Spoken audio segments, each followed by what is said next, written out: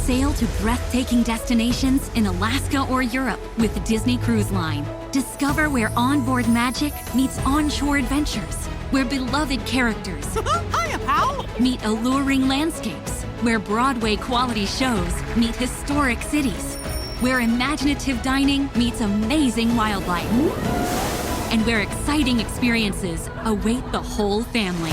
Book an adventure-filled summer Disney cruise to Alaska or Europe. Are you still quoting 30-year-old movies? Have you said cool beans in the past 90 days? Do you think Discover isn't widely accepted? If this sounds like you, you're stuck in the past. Discover is accepted at 99% of places that take credit cards nationwide. And every time you make a purchase with your card, you automatically earn cash back. Welcome to the now. It pays to Discover. Learn more at discover.com/creditcard, based on the February 2024 Nielsen report. Where'd you get those shoes? Easy. They're from DSW. Because DSW has the exact right shoes for whatever you're into right now. You know, like the sneakers that make office hours feel like happy hour. The boots that turn grocery aisles into runways. And all the styles that show off the many sides of you, from daydreamer to multitasker and everything in between. Because you do it all in really great shoes. Find a shoe for every you at your DSW store or dsw.com. Right now, get up to 25% off select online storage solutions.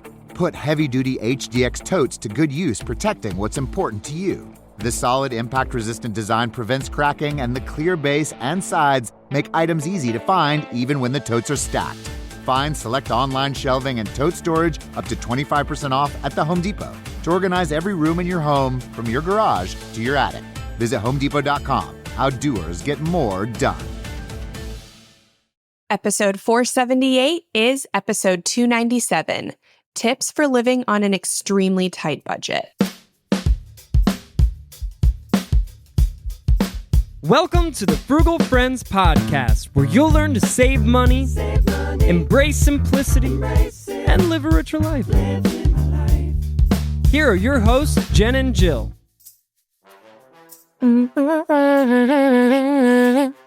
Welcome to Frugal Friends podcast. My name is Jen. My name is Jill. And today we are revisiting one of our most popular episodes from 2 years ago that is still extremely relevant.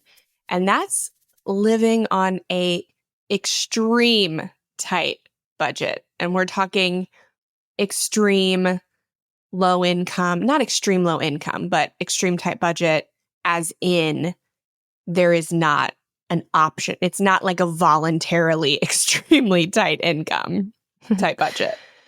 Well, or maybe it is. I think sometimes we can find ourselves in seasons where we've chosen to live on a little less and we want some more tips for that. And then there are times where our circumstances have decided for us that this is the amount of money that you're earning month over month. And I think we had made these caveats in the initial episode when we launched it for the first time. But I do want to say again here that I think a lot of people, or a good handful, will come to Frugal Friends podcast assuming that this is all we talk about, that we talk about how to just get as much as possible for as little as possible, that we're going to talk or to coupons. Deprive yourself. Yeah. To be okay with depriving yourself. How to say no more often, how to white knuckle this thing. And that is not us. So we are going to need to make that statement very clear at the start of this, because we might be finding some new listeners with this episode, that we are reclaiming the word frugality. We are redefining it as being good stewards of all of our resources. So this includes our physical resource, our emotional, relational, mental resource, our financial resources, our physical spaces, our natural resources, that all of these things come together and formulate how we engage with the world around us, how we view ourselves and our circumstances, and then the actions that we take as a result of that. And so our perspective in this is that it's not bad to spend.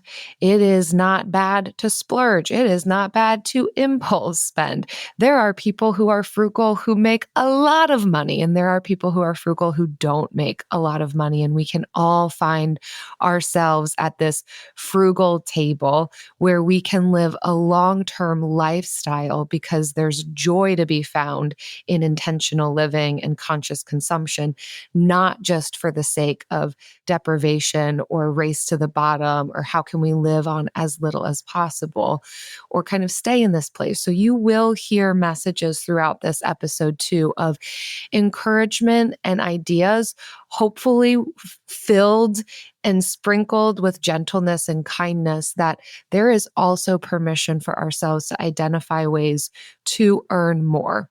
That yes, we may find ourselves in this place and we may choose this place at various points in life, but we also don't need to stay stuck there in whatever is within our control. We recognize there's so many external factors at play here, and sometimes this is not our choice and it feels very suffocating, and we absolutely see you in those places too. But we are also always going to look at all the parts of financial management, which include earning, spending, and saving/investing. And so when our earnings is not enough, we do want to help you there. We want to have some good tips and tangible takeaways, but we also want to say that hopefully this isn't the goal of frugality, to stay in a place where what we bring home is not enough to sustain us. We don't want that for anybody in the long term. And so we also hope that our content helps people to identify ways to be able to be creative with your skill set and earnings so that you can feel more comfortable and stable as well. But first, this episode is brought to you by Getting the Most. Like a good 2-for-1 deal, jumping in the deep end of the pool head first, or scraping up those last bits of cookie dough from the bowl, probably with your hand. We love enjoying things to their fullest extent. Like the book we just wrote, you can get the most. You can be getting the most out here. Helpful tips, actionable steps, stories mixed with research, all aimed at helping you get the most with your money. So if this sounds like something you really want in 2025, this book is now available wherever you buy books. It's called Buy What You Love Without Going Broke. Order it from your local bookshop, Barnes & Noble, bookshop.org. Buy what you love without going broke. Get the most. Get it. And I hope that you get something from this episode like so many others did the first time we aired it. So let's get into it. Let's do it. This next article comes from Caroline Wenzel. Caroline and her family of 5 lived on $17,000 a year. They were a family of 4 at that time, but now they are a family of 6, and they still only live on 1 income. But for a very long time, Caroline was a teen mom, and they lived on her husband's $17,000 a year income, which I think, Jill, that was, similar to your income at one point. Yeah, I got Eric's permission, Eric's my husband, to share. I asked him just before this episode, I'm like, hey, we're talking about living off a low income. Can I share this? And he's like, yeah, totally. But thanks for asking. And this is pretty recent for us too. In 2018, our take-home pay was $18,000. Mm-hmm. So when I say I can commiserate with the pinch and the difficulty, like I mean it. And thankfully we had a place to live and we had food and we were provided for, and it was not easy and it required creativity and all of the things. But when we say like, yeah, we get it, we've been there, like we're not saying we get it, we've been there, like we've made 50, 60 grand a year, like $18,000 in 2018 take home pay.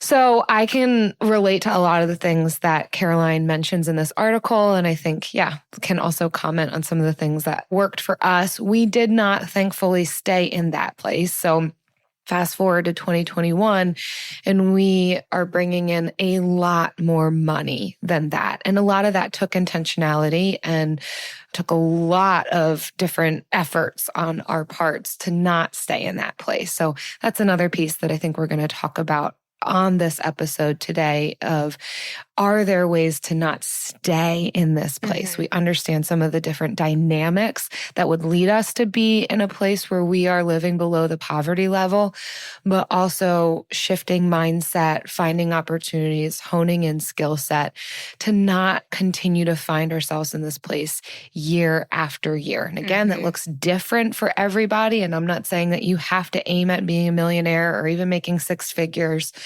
But living below the poverty line is not a place that we want to set up camp. Exactly.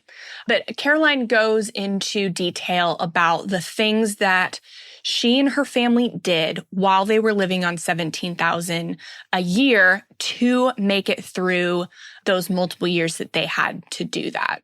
So the first thing that she goes over is they had to prioritize. And so this one is really important. What needs to happen? Do you need a new car, or is the one you have doing just fine? You just like a new car, or even smaller. Do you need the full price brand name products, or can you go for the generic, or maybe even make it yourself? So there are a lot of things, or even I would go a step further and be like, do you really need the products that you are buying? Or can you skip a week, skip a month, or do without? Get creative and skip it. Caroline says, we learned pretty quickly that if we wanted to splurge, we'd need to plan ahead for it. But if splurging meant that our grocery budget would take a hit, we would opt for a night of frozen pizza and Netflix. So I think it's really important to point out that you don't have to be living on rice and beans and rice. Like, you can have little treasures, but A, you have to plan ahead for them and budget for them. And B, they have to be proportionate to the income you have coming in. You know, a night at Carrabba's may not be in your best interest in this season of your life. Yeah. And it's different for everyone. The things that people tend to get tripped up on are different for everyone. So you just have to be aware of, okay, what are the things that I like that I'm overspending on? And how can I still incorporate them into my life, but do them for cheaper, less expensive? Yeah. And the next one, I think it connects with the prioritizing aspect, and that is live below your means. Okay. So I need to pause here because I know that like even inside me, it gives me this like cringe and like defense mechanism like pops up of like, what are you talking about? Live below my means? If I'm making $18,000 a year, $20,000 a year, like, no, this is not possible. And so, yes, I want to acknowledge that. So depending on where you find yourself on an extremely low income, what that means for you in the area that you're living. But I still want to highlight this concept of not approaching it from what all can I buy, but where can I cut? And recognizing that sometimes, okay, so I'll speak for myself. When in this place of being very tight financially, whether it was making $18,000 in a year or maybe $30,000 in a year, it doesn't matter. It all felt pretty tight to us. I had this idea in the back of my head, like, this is so difficult. This feels like such a pinch. Like, I deserve something here for all my hard work, for like how much I've sacrificed, for how little I actually get to have in life. And that would mean that sometimes I would blow my budget on certain things. And I know that a lot of financial people will talk about cutting coffee and everyone's like, that's not going to make you rich. It's like, no, it's not. But for when we're living on extremely low incomes, that can quickly derail a budget. If we are thinking that we're just going to treat ourselves in this way or that way, or it might lead us to a mindset of making payments. And so we might get a nicer car than what we can actually afford because we're just making payments. And so recognizing where our mindset is at and shifting to a mindset of how can I approach this as if I'm going to spend less than what I'm bringing in. And even if you can afford, even if you do get a little bit extra money that you weren't anticipating, instead of maybe going out for a nice dinner, that might mean, how do I put this aside for savings, or how do I pay off a bill? Again, it's not easy. It's not a place that we want to live for a really long time, but I think approaching it in this way and also approaching it in a way of, how do I not stay here, can help us make those sacrifices along the way if this isn't forever. Mm-hmm. And that's another thing we want to emphasize, that your mindset shouldn't be, I'm going to live on a low income forever. Even if you are in a job or a position that is historically low paying, that doesn't mean that you have to be living on a low income forever. Jill is in a profession that is historically low paying. Social work. Right. I'm just going to call it out. I'm a social worker. Yeah. And still prioritized increasing her income. And so this is a big mindset aspect to this too. You are living on a low income right now, but you are not a low income person. Mm-hmm. This is separate from you. And so this is a season that you are in life.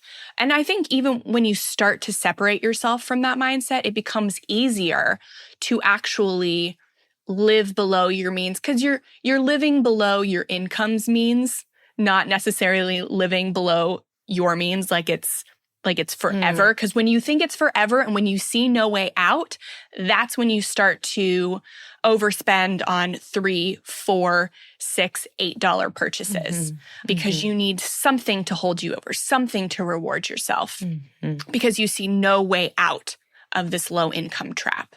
But when you start to separate yourself from this and start to put your attention and focus on getting out of that and just seeing this as the season that it is, you can say, okay, I can give up all this stuff for however long it takes because I won't be here forever. Yeah, exactly.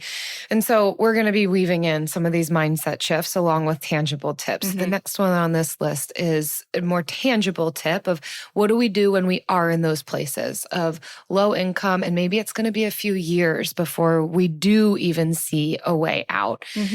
Shop only discount. Nearly make this a rule across the board for yourself. Absolutely. So if you need clothing, you need some furnishings, you name it, secondhand. So Goodwill, go to Facebook Marketplace. Of course, we are only talking necessities. Like my shoes are completely worn out. I need a new pair of shoes. Goodwill. And again, these are tips for extremely low income earners. Remember, this is who we're talking to right now, that these are the spots that you need to be going to. Find a discount grocery store. And if you don't have one in your area, look for buy nothing groups, look for farmers markets, look for swaps. Like, what do they call those? Where you can like work at a farm and also take home some of the produce. Like co-ops. Yeah. Thank you. Find a co-op. Find a way to cut your grocery bill. If you've not done Aldi yet, yes, Aldi is your best friend. And so are buy nothing groups, discount grocers. Yeah. And of course, scratch and dent places. So, this is definitely getting into some more like if you own your home and an appliance breaks, holy smokes, scratch and dent if you actually need to replace something, or build up skill sets, problem solving. YouTube DIY, fix it yourself is also your best friend. Look into fixing that thing first, or figuring out how to go without, or check your buy nothing group for the thing that you need before you jump to purchasing or replacing. I would say wash your clothes by hand before you move to how do I buy this new washing machine. When we are living bare bones, our mentality needs to be bare bones. Absolutely. At that point, with the focus on how do I not stay here? Tell them about your scratch and dent appliance. Oh, yes. So Eric and I just moved into a home. We were able to purchase a home this past year. and the fridge needed replacing. And so we went to Sears Outlet has scratch indents. So let's look for one in your area if you're in need of this. But there's a big old dent on the front door of this fridge. And so we got like a 60 to 70% discount off of what this refrigerator would normally be. And so we bought it because there's nothing else wrong with it other than cosmetics. And I just got a magnet chalkboard for the front of it. And now it also forces me to meal plan. So you don't even notice the dents anymore. I put up this black magnet, I meal plan. So it's like a win-win-win across the board because now I'm more planful with what we're going to eat, which also helps me to save money. And I got a really dope appliance for super inexpensive. Yeah. I love that story and I love your refrigerator.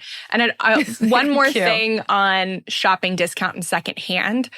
Thrift stores are not just for clothes. You can get almost anything from a thrift store. And thrift stores aren't your only way to get secondhand stuff.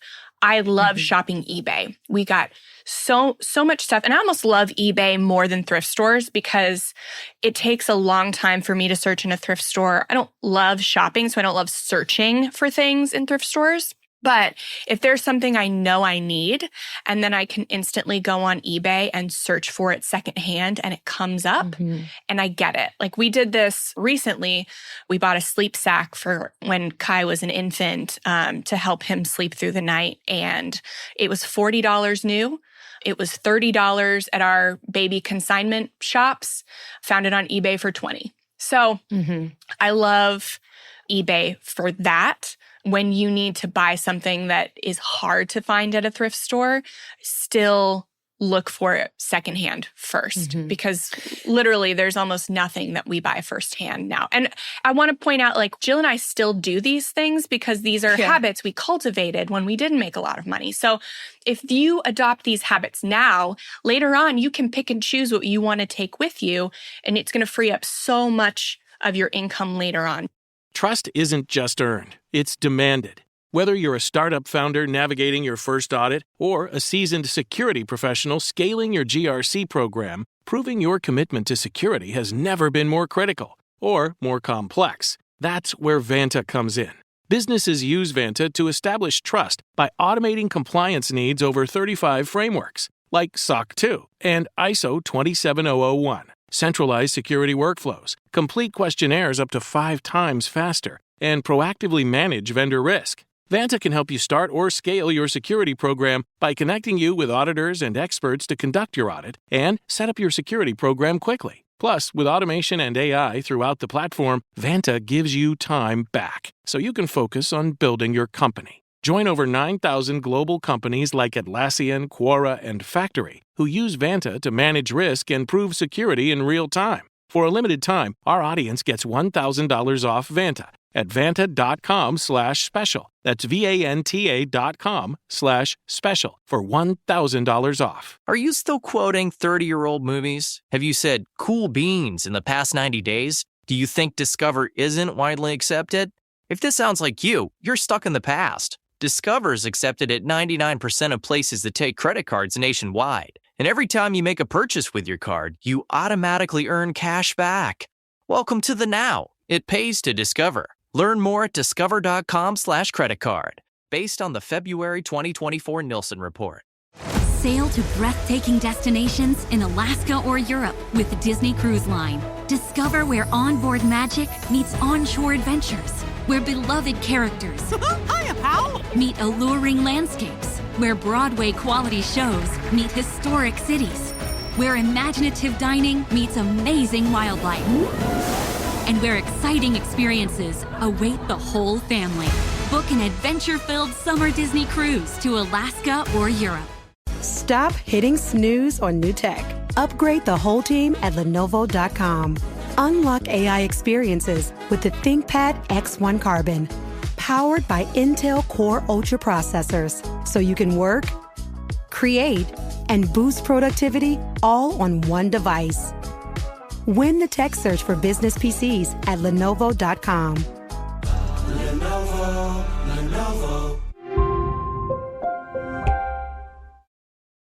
Mm-hmm.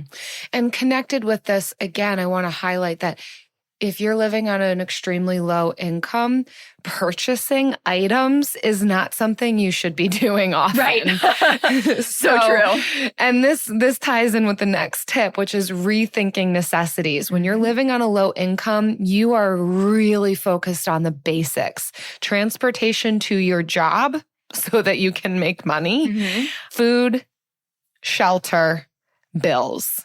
That's it. And if that sounds tough, yeah, it is. Yeah. And it is a reason and a motivator to be creative and look for ways to not stay at an extremely low income. But while you're there, you need to be rethinking necessities. So this means even down to paper towels. Do I really need to buy paper towels? Or can I be using rags? Can I be making use of reusable items? Do I really need to be buying detergent for a month? Caroline gives us an example, $15 for detergent for a month versus $12 to make your own for the whole year. And she has a link to how to do that, how to make your own detergent. So this is the type of mentality that we need to be taking on of how can we reuse, how can we DIY, how can we make our own, and how can we make spending and buying things outside of transportation, food, shelter, bills, very, very minimal. Mm-hmm. Yeah. And this might sound like, no, I don't make a lot, but at least I make something. I'm not destitute. I need to have some luxuries. But if your focus is on bettering your life, bettering your financial situation, which I assume it is because you're listening to this podcast, you're interested in it, you're interested in doing better, then these are things that you're only going to be doing for a little time, like a short amount of time, maybe a few years. And that seems like a long time while you're going through it. I understand. 2 years seems like forever when you're in it. But in the grand scheme of things, it's not that long. So if you are, and it can be really ego deflating when you don't have enough money and you're living trying to, wash your clothes without a washing machine. That sounds deflating. But if you separate yourself from the situation and from what you are doing and realize you're not doing it because you have to, you're doing it because you're bettering your situation. This is what you have to do right now to do that. Then it becomes mentally a little easier. Yeah, it doesn't mean that you can't have any joy or fun in the midst of this either. It's not as if, I can't spend any money, so I just need to be downtrodden. There are plenty of free things that you can enjoy. And so go on walks, find beauty in your surroundings, get together with friends in a way that doesn't cause you to have to spend money.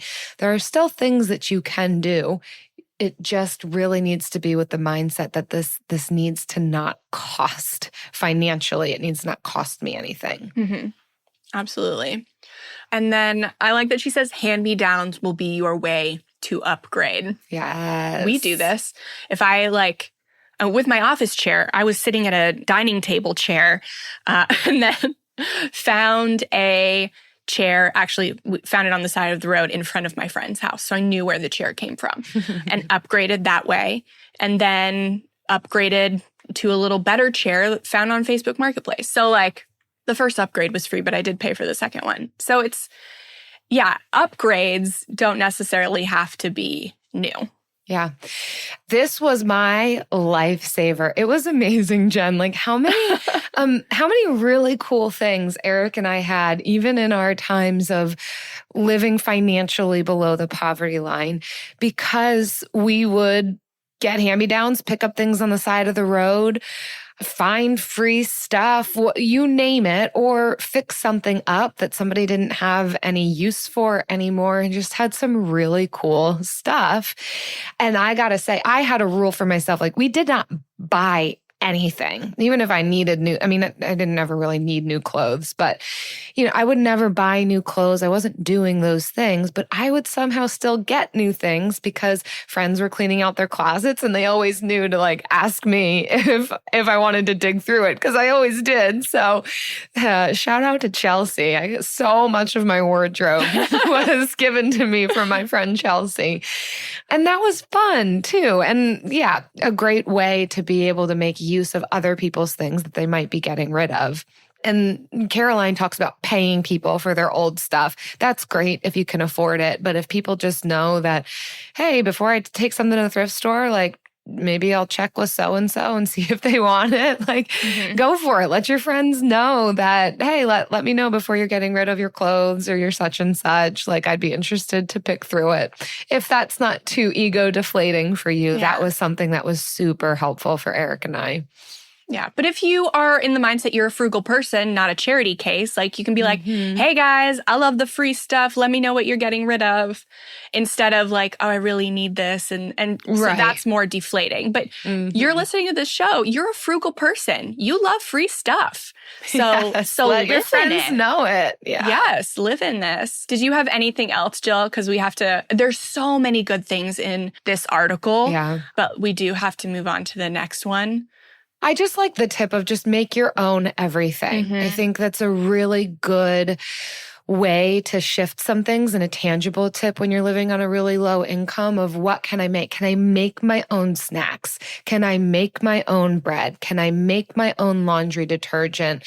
Do I have to have like soap, body wash, shampoo, bar soap, conditioner? Or can I just have like one thing for all of that? So just really, really paring down on the essentials and even cutting bills, find out where you can cut your bills. And then beyond that, okay, the things that I do need, can I make it myself?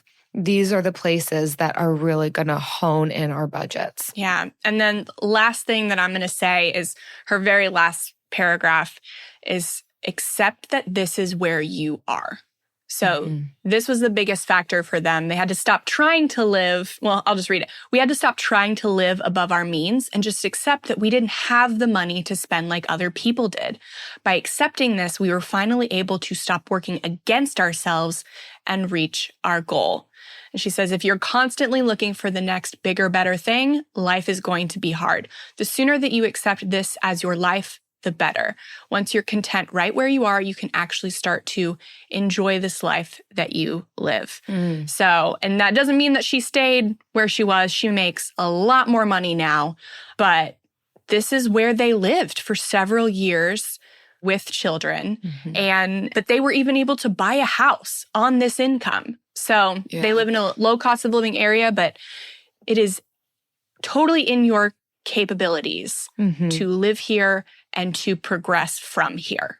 And I would encourage anyone interested in taking a deeper dive, check out this article. She also talks about some of the things she wished she had done on a low income that were available to her, but she didn't even know about it. So if you are in this place and you're kind of like, what other options do I have? What walls can I be pushing on? She talks about different side hustles that she wished she would have gotten into, certain DIY things she wished she would have done to cut costs, particularly as a mom on a low income. So definitely check her out. Yes.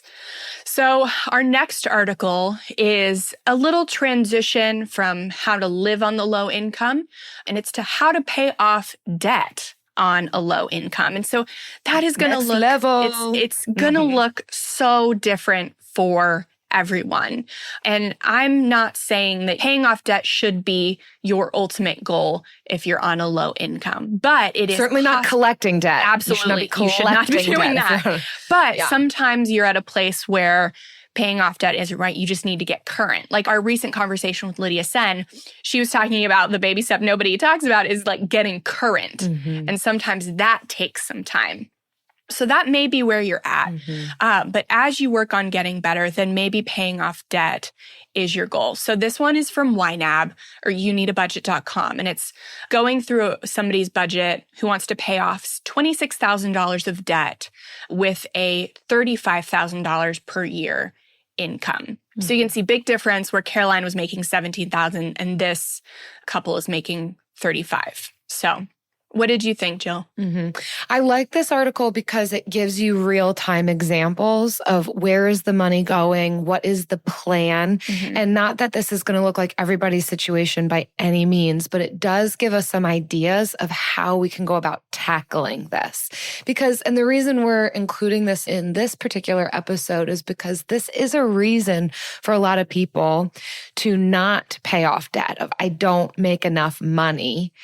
And so we're kind of pushing back on that a little bit to say, well, maybe you can't pay off 6 figures of debt in 5 months while you make a $35,000 a year salary. But what can be done and what creative ways can we be looking at this? So I like the real-time example of here's how much money they bring in. This is where the money goes. This is the plan for how they're going to do this. One of the things that stood out to me in just looking at their budget is where they really cut back extremely. However, and the article does highlight this, it is for a time. This is not for forever. This is for a season to be able to get out of debt quickly. So they made some drastic life changes from extremely limiting entertainment, if not having nearly zero in entertainment. I mean, they are paying for like Netflix and Hulu on this example budget, but there's no gifts, there's no presents, there's no vacation, there's no birthday parties, and that is extreme. And that seems like bah humbug type stuff. However, they continue to highlight it's for an 18-month period. They're not going to forever and always not do Christmas presents, birthday presents, no vacation. It is for this time so that they don't have to stay in this rut of making a low income and having the burden of debt. So cutting back really extremely for a season. Yeah, this article was super convicting to me because I had a $35,000 income before I met Travis, and I had $50,000 of debt. And I thought, I will be in debt forever. There's no way I can get out of this. $35,000 is too low. And to see a budget that has this couple paying it off in 18 months and realizing I could have done it in 3 years. I could have done it in 3 years and I just didn't know. And when I say that, I'm like, man, how many other people are out there making $35,000 and in the same place I was? And if you're really gung-ho about it, you could be done in 3 years, not forever. And part of that was I didn't want to waste the rest of my 20s paying off debt. But then I was like, 3 years from then, I would have still been in my 20s. Yeah. So it's crazy. Your mind will say, you can't do this. This is impossible. It's too big. But the numbers say it's possible if you follow the numbers. Make no mistake, this is bare bones. It does. This is small. Yeah. There's little things that are laughable on this budget. Why spend, they have both Netflix and Hulu, but yet they're cutting out so many other things. They've only got $10 for medical expenses. So I'd be like, well, cut out at least one of those TV subscriptions. And then it's also funny, they have his and her spending. His spending is a bit more than her spending. So I don't know about this. What are their names? Jenny and Aaron.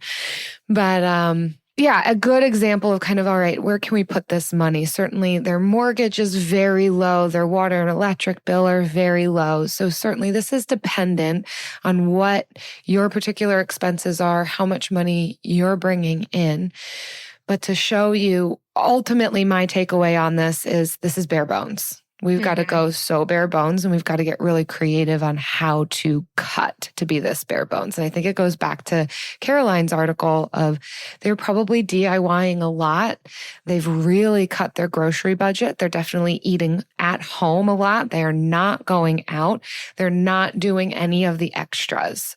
They're not spending money on gifts or presents or even any version of luxury items for themselves, including just a small coffee. It's not happening in this budget. Yeah. Some of the things that we can get into the nitty-gritty on this. So they have 2 $13.50 paychecks per month.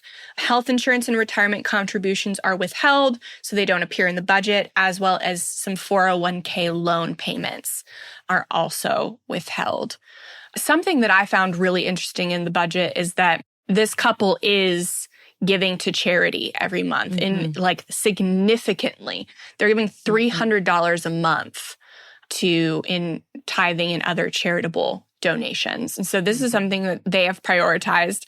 Like you can see everything else. There's no birthdays, no anniversary, no date nights, no like gifts, no nothing. And then but $300 to charity. So there is even room in this budget for wiggle room if that's not something you're going to do as much. So it's not like they're maxing out their budget on just their bills. Like there is room in this budget. Something else that did stand out to me is that they are setting aside money monthly to kind of go into a pot for different spending. So the one thing is weekend fun. So they are putting $10 a month aside for weekend fun. So that certainly doesn't mean that they're having weekend fun every weekend.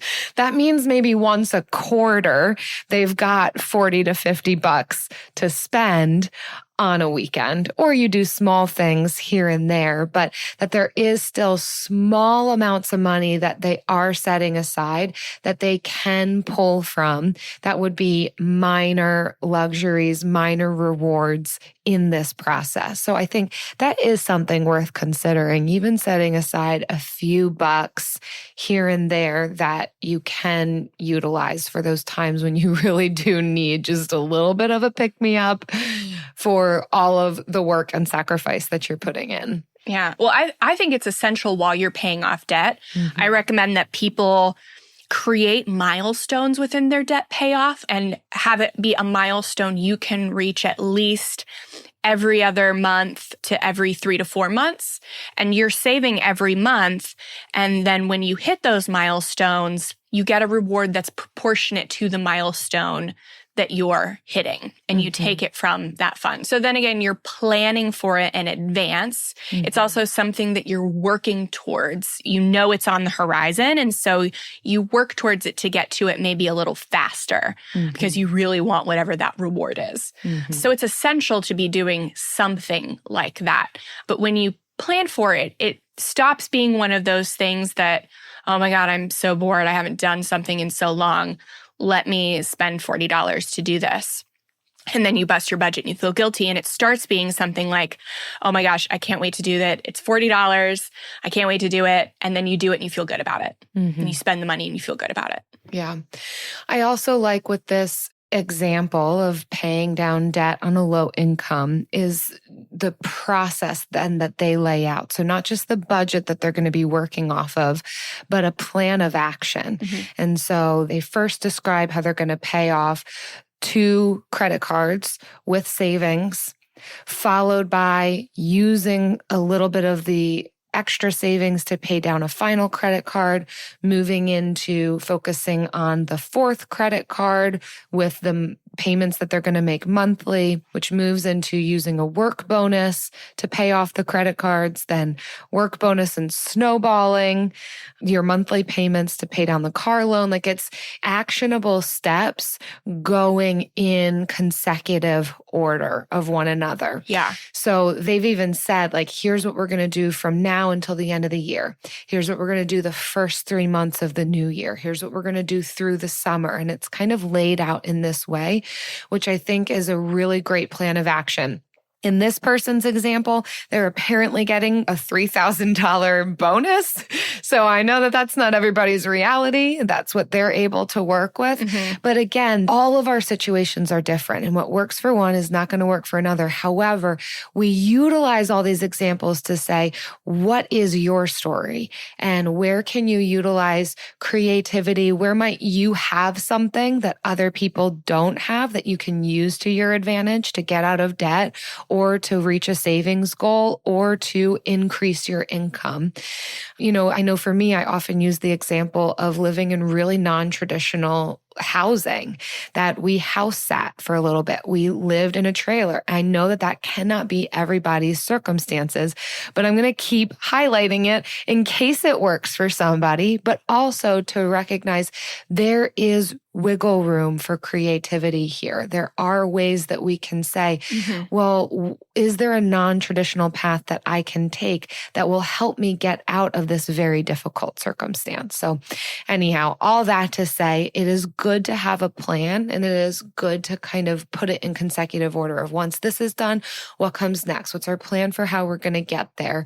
And then, as you mentioned, Jen, celebrate. After you've done and accomplished each one of these steps, do something small. It doesn't even have to cost you anything. You can do something for free, but give yourself these little rewards as you accomplish each one of these steps along the way. Absolutely. And then the last thing I want to point out about this strategy is that it emphasizes putting the focus on one thing at a time. When you are trying to dig out of a big hole with a little shovel, that hole can feel overwhelming.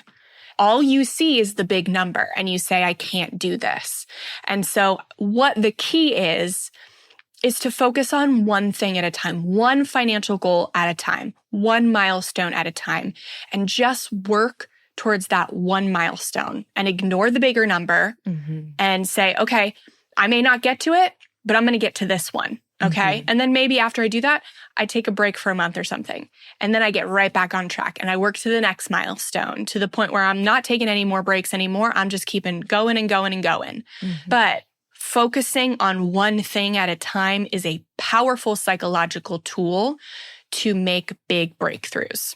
So that's the last thing I liked about this. But you know what else is a big breakthrough? And something I like to move on to. The Bill of the Week.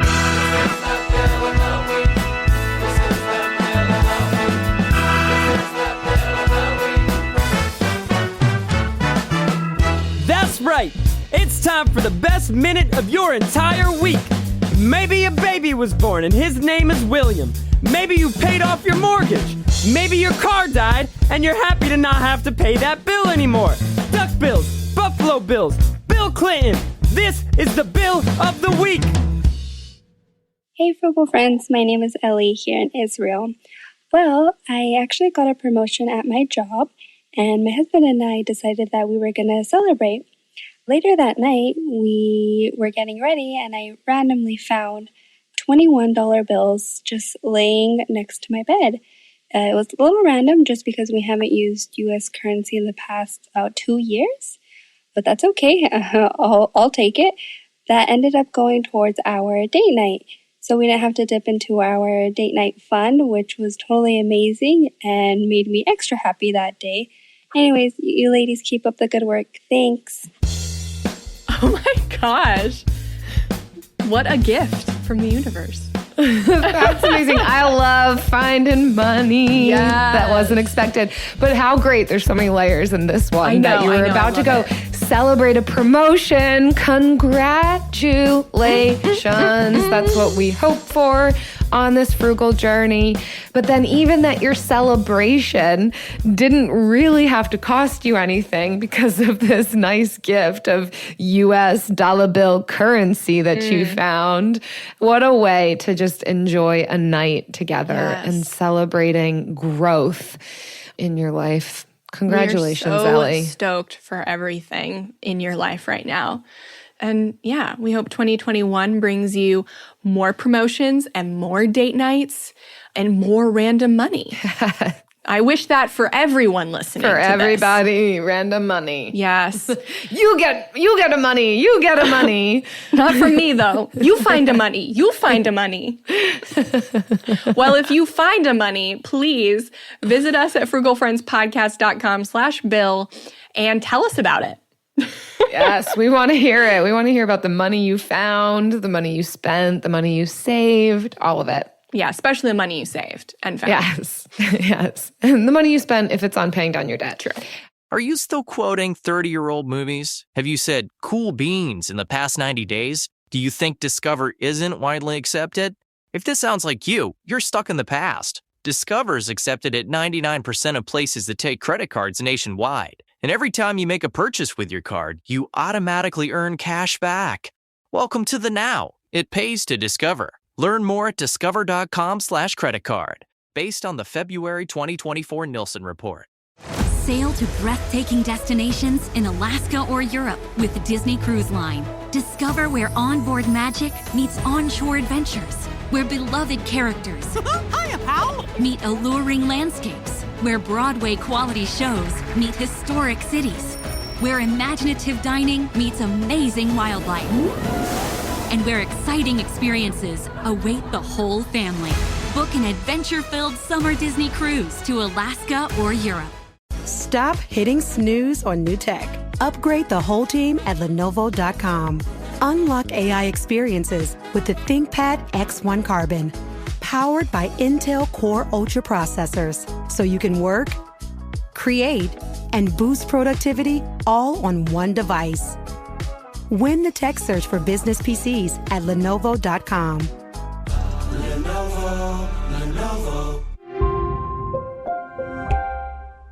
Hi, I'm John Walsh, here for Omega XL. Do you suffer from muscle pain and soreness due to overuse, daily activities, exercise, or aging like I do? Do you feel it in your back, your neck, knees, or joints? I know I did. I finally found a solution. It's Omega XL, a clinically proven natural drug-free supplement that helps relieve daily joint pain and muscle soreness. Omega XL delivers results you can feel. Made with a proprietary oil extract from green-lip mussels, it's a powerful super oil with no fishy aftertaste, small and easy to swallow, and is 16 times more potent than standard fish oil. Omega XL has been trusted by millions for over 2 decades and is backed by 40 years of science and clinical research. Don't let joint aches prevent you from doing the things you love. Visit OmegaXLRadio.com now for Omega XL's BOGO special. That's less than $20 a bottle. Remember, there's a 60-day money-back guarantee. Terms apply. Visit OmegaXLRadio.com. Act now.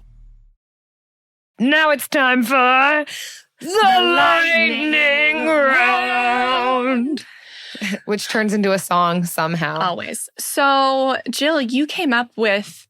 Did you come up with this lightning round? No, you I did. I forgot. You proud of yourself? Well, I forgot.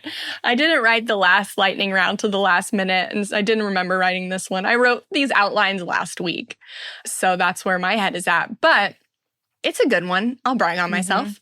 Yeah. We're sharing the key to bringing yourself out of the low-income trap. So, as two people who have lived on relatively low incomes, like, I won't lie, like $35,000 isn't super low, but it's not average. So it felt, so even though it wasn't as low, now that I know more people who have actually lived on low incomes, when I was living in it, it felt low. And compared to my parents and my parents' friends, it was low. So low isn't always a number. Low income isn't always a number.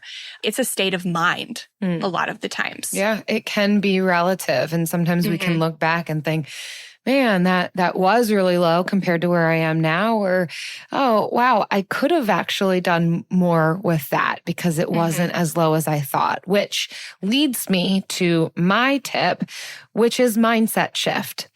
Where I think in getting out of this low income trap, I think this is a big component. It might not feel as tangible as we want it to feel. And I talked about this in a previous episode too. I think like mindset shifts we need to make that I would often tell myself, like my internal narrative was, I'm never going to make a lot of money. I'm a social worker. My husband works for himself. Our income is irregular, and we are always going to be, quote unquote, poor. Granted, I have always recognized and hope that I continue to recognize that we have amazing family and friends, that we've not experienced homelessness. Although some people might have considered me living in a vehicle to be that. Perspective. Yeah, perspective. But this thought that I'm never going to make a lot of money, that was keeping me stuck. It meant that then I wasn't working towards anything beyond that because I was just like, I'm just poor. And sometimes I viewed myself as a charity case. Like, well, yeah, people should give me free stuff. Or if somebody gives us dinner, thank you. Like, I need that. And I did, granted, but it kind of kept me in this place. And when I started to make the shift and started to realize, oh, this isn't a place that I need to set up my tent, that I need to live out of, that really shifted some things for me. That yes, I'm still a social worker. I'm still living in the field. I didn't switch to being a lawyer suddenly. But I am making more money, and it is possible for me to make more money. Whether it is, even maintaining my social work job, but maybe doing some side hustles of things that I enjoy, or looking to cut expenses in ways that I didn't think was possible. You name it. Mindset shift has been a huge one for me, that it doesn't have to stay in this place. And it doesn't mean that I have to change what I do or what I love to make more money. Because I know that's a big thing too for people in low income careers like social work or teaching or any kind of human service profession. It's like, I make a low income, but I love what I do, or, you're not going to be able to pull me away from these kids or this population. I get it, but that doesn't mean that you need to be devalued in your financial earnings. It doesn't mean that you have to stay there and that is like the banner over you for the rest of your life. You can stay in the work that you're doing and find creative ways, whether it is in side hustles or whether it is equipping yourself further so that your income potential grows. Absolutely. Amen. Yeah, I can't say much more than that. But again, I think my answer is also mindset shifts. When I think of the biggest things that I have done to specifically earn more income, when I was willing myself into it by trying to use just physical force, like my time and my body, like most of you probably know, like I tried that for 2 months when we were starting to pay off debt, and I worked myself into shingles. Like I got shingles at the ripe age of 26 from overworking. So it didn't work out for me just to like sheer brute strength to increase my income. But when I started to familiarize myself with other people that were making more money than me, then I started to see like, oh, this person has. And then I got to meet these people. And I was like, these people are not more special than I am. They are not more educated. They are not more talented. They don't work longer. They don't work harder. But they have found a way to make more by simply getting creative and believing, A, they are worth more, and that there is more to be made, even in their selected profession.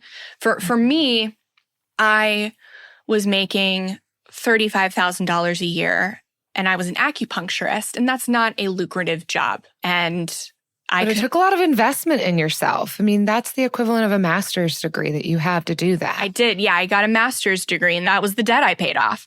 And I, like a lot of other people that I'm sure got master's degrees for fields that did not give them the pay increase they thought they were going to get. And so I did that, but then I realized like I had hit the cap for what I was going to make with acupuncture.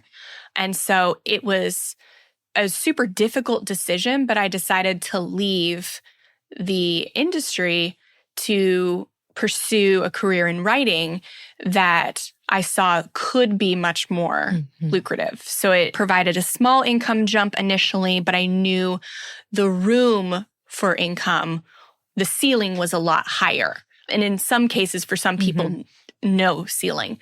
But that was a really hard decision. And so now I very much advocate for people not staying in the jobs that they are in. That if you want to raise your income and you don't want to work a side hustle, then look for another job in the same field, whatever, maybe a different city, maybe the same city that pays more, because raises are hard to come by. I was getting a 3% raise every year. At the clinic, my boss was amazing and consistent with that. But 3% every year was only going to keep up with inflation. And I was at the point where I was like, I know people are doing this and I know I can do it. And I feel like I've hit the ceiling. And that was me. Like, it was really hard to leave something that I loved, but I was able to find something I loved even more. And honestly, when I quit, I didn't know. I wasn't confident that I was going to like writing full time. I knew I liked writing on the side, but I was like, I could hate this. I could start doing it full time and hate it. Yeah. But I needed to take that risk and just see so that I wasn't wondering what if. Well, and I want to highlight for you too, because it's kind of different sides of a similar coin, that you did leave your career, but that didn't mean that you left it just to make money. Right. You left it for also something that you enjoy and that helps people, that you are encouraging others in their finances, showing people what's possible, giving tools, equipping others. So while I say you don't have to leave your field if you love it to make more money, it is also possible that maybe you're a multifaceted person and you have more than one interest and you can pursue something else that might be a bit more lucrative for you. And yes, I will acknowledge this can take time. You know, I talked about how I made both my husband and I, so this is jointly, we made $18,000 take home in 2018. And that was partly the sacrifice and the investment that we made so that I could equip myself. So this is not going to be like snap your fingers and jump to stage 15. There are going to be steps that we have to take and sacrifices we make along the way, but consider what your options are and consider shifting your mindset to think outside of the box, that I don't have to stay in this place. Or if I do want to stay in the field I'm in and I'm only getting incremental salary increases, maybe consider moving to a different location or practice or business doing a similar thing, but you're more likely to increase your pay exponentially switching companies than staying with the same one and just taking the standard pay increase every year. So there's lots of different things to consider there, but ultimately thinking outside the box, creativity, equipping yourself, considering location change, considering field change. Yeah. All of these things can help us when we're on low incomes. Yeah. And two more things I want to say. The first is, if you keep hearing suggestions over and over and over again about how to lower your expenses and increase your income, and to every suggestion you say, I can't do that, I can't do that, I'm not willing to do that, and to the point where you say, I just can't get any useful information out of anybody, then you have to start to re-examine, like, is it the people giving you the recommendations, or is it your unwillingness to change for a season? So that's like a hard realization. It's a hard thing. Yeah. You have to be willing to do things that you don't want to do for a period of time in order to better your life. And then, because there is no magic. Like there's no magic wand that any one of us can give to any person who's making $18,000 a year. It doesn't exist. It doesn't. Other than in saying what needs to happen to move forward from this place. Yeah. And then one last thing on my story. So I think when I recommend people switch their jobs, they're like, oh, but the job, market is so volatile. What if I lose that job? Like I'm in a really safe job right now. I will say from experience, yeah, it's possible you lose your job. I got fired from that writing job a year after I took it, and which forced me into entrepreneurship. You got laid off. I'm sorry you for having a. Yeah. They had a mass layoff. I was one of 45 people laid off. I don't know what you do so bad as a writer that you would get fired, but at a personal finance website. But yeah, and I lost it. And I took the skills that I had gotten from that job and implemented them immediately to start working for myself. So like there are very few reasons why anything is a bad idea, like any of these recommendations. Yes, there's could always be a downside to doing one, but there's always an upside. I may have never gone full time into my business had I not been laid off. I mean, I always wanted to, but I may not have had the courage to. Yeah. And I'm not saying like everybody has to be self-employed. That is not the path for everyone. But there are jobs out there. They do pay more. They are not finite. They are out there. And more, one of the silver linings of this pandemic is how many companies have moved to online remote work. So that whole avenue, I think, is opening up more and more where people might be able to switch jobs more easily because spots that maybe aren't super local to you are starting to open up. Yeah. All right. Yeah, opportunities. I really liked the low income trap part, like to round it out, because our hope and our idea is that low income may be happening to you either by choice or by circumstance, but it is never a place that is sustainable. Mm-hmm. So, and it's not going to help you grow financially or mentally or in the things that money can't buy. Mm-hmm. So, if there is a level of income that is really stifling, then working on getting out of that low income trap, I think, is truly the first key. The best place to be putting our time, energy, and attention, because there's only so much we can do to cut our expenses. And I know that we talked about that in this episode, but eventually it's going to need to cause us to look at how can we earn more. And related to the low income trap, you and I, Jen, have learned more kind of on this topic, how we engage with the world and the ways that things are sold to us since we recorded this episode. We've been in the process of writing this book. Now the book is available in Buy What You Love Without Going Broke. We talk about marketing and the ways in which marketers try to appeal to us. And I think, with the low income trap, it's not just marketing. There's like a whole system at play here that can kind of keep us down. But certainly the ways in which products and experiences and services are marketed to us can help to perpetuate some of this trap that we can find ourselves in when we don't give ourselves that space to identify, why am I spending? Are there other ways that I can meet my needs that are free or low cost? And so I think sometimes building out this knowledge and understanding and being able to identify where we are being cheated, where we are not getting the most that we actually truly deserve, can also be helpful in this space. Yeah, and I don't think the marketing aspect doesn't just get us to buy things, but when we're in this low income space, it gets us to think that we deserve less, that we are not capable of being more, accomplishing more, doing more. And so if we're not capable, then we might as well just take the little treats that they throw at us. So that, I think, is the true disservice that a lot of this marketing plays. It's not just when you're low income, you're not buying a ton of stuff anyways. So you think this, can't be helpful, but it does perpetuate this idea that we can't lift ourselves out of where we are. So we might as well just, treat ourselves to little things over and over.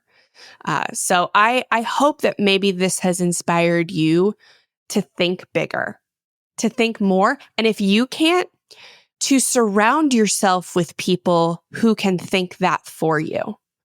In real life, not just on the internet, not like internet scammers that are like, you can build a $1 million business just like me. That's not what we're talking about. Put yourself in community with people that can help you think bigger. And it will take time. And that's why we like to talk about saving money and optimizing our spending, because that's something you can do today, even if the income piece can't be handled today. And if this has helped you, I hope that you will leave us a rating and review on Apple or a rating and comment on Spotify, kind of like Brittany K did. They say, great podcast.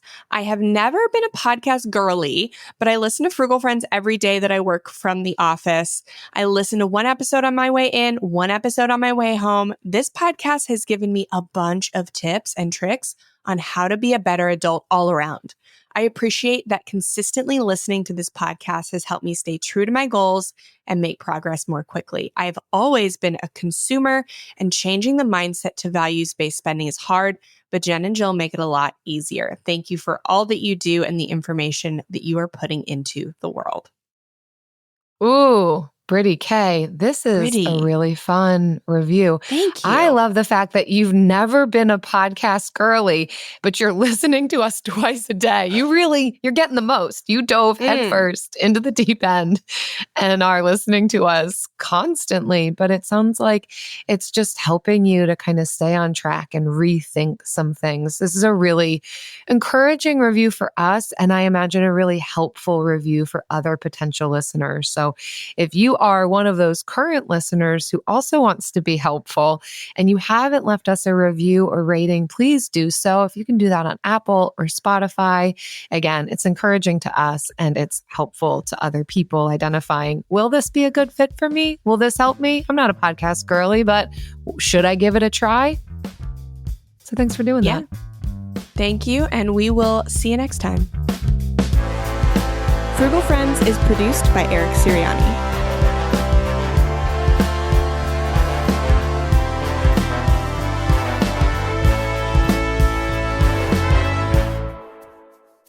Okay, I don't think we have any ideas for what to talk about right now because we're both looking at each other like, this comes out usually organically that one of us will have something to tell the other, but I think we have seen each other so too much in the past 6 weeks. There is nothing left. Here's the thing, though. We're not in person right now. Well, because we're not in person right now separately. Because I'm we've like, been together. I need to go home. I need to be home. Like, I need to see my family. I'm just kidding. Like, that's but that's when the stuff happens. I need to see my house. My house needs love. And like, I can't keep doing this, leaving the house every day for work, Jill. I can't keep coming to your place. You need to meet me in the middle. Even meeting in the middle doesn't work. We tried a family. co-working space for 2 weeks, and I was like, I did like that. It was okay. I would have loved an office. Okay, if we had a private you wanted office, to drop so much money on this. I know. Okay, but we have a private office in my home. So what's the difference? I know. Well, that's why I prefer like doing You're just that. Realizing but also, you just want to be home. Like 2 days a week. Mm-hmm. Yeah, I do. I do. And that's... I'm glad you're getting that today. It's not that I want to be home. It's that my home looks like a twister went off in it. And it takes time to reset. Like literally, Atlas just runs through the house and anything we have on a counter. He's like one of these minimalism gurus that's like clear your spaces, your horizontal spaces, because he'll just clear our horizontal spaces for us. Our countertops, coffee table, and then it's just all on the ground. Bedside stands, right? But it's all on the ground. So he's like not there yet, but eventually, I think he will possibly be like a minimalism guru. He is that extreme. He's going to one end or the other. And I don't know how I'm going to teach him the radical middle. He's never going to learn it. I don't know. I don't know. We'll see. But like, that's what I have to do when we get off of recording is pick up the larger horizontal space in my house. Oh, wow. Godspeed. Thank you. Amazon One Medical presents Painful Thoughts. I could catch anything sitting in this doctor's waiting room. Ugh, a kid just wiped his runny nose on my jacket. And the guy next to me, sitting in a pool of perspiration, insists on sharing my armrest. Ugh. Next time, make an appointment with an Amazon One Medical provider. There's no waiting and no sweaty guy. Amazon One Medical. Healthcare just got less painful. Whether you're ordering wings for the game, whipping up a 7-layer dip, or ordering pizza, there's something about football that makes you want to eat. And this football season, Uber Eats has the best deals on game day food, no matter what you're craving. From 2-for-1 pizza to buy one, get one wings. Uber Eats will be dropping new deals each week, all season long. Uber Eats, official on-demand delivery partner of the NFL. Order now. Terms and conditions apply. See app for details. Ah, and here we have travelers in their natural habitat enjoying guaranteed 4 p.m. checkout at fine hotels and resorts booked through Amex Travel, and they don't even see what's coming at them. We're in. We got the table. Yep, with Resi Priority Notify, they're alerted when hard-to-get reservations open up. Reservation for 2? Save the best for last. Thanks to Amex Platinum, the last day vacation brings yet another experience. That's the powerful backing of American Express. Terms apply. Learn more at americanexpress.com/withAmex. Clorox Sentiva smells like lavender. Cleans like Clorox. And feels like...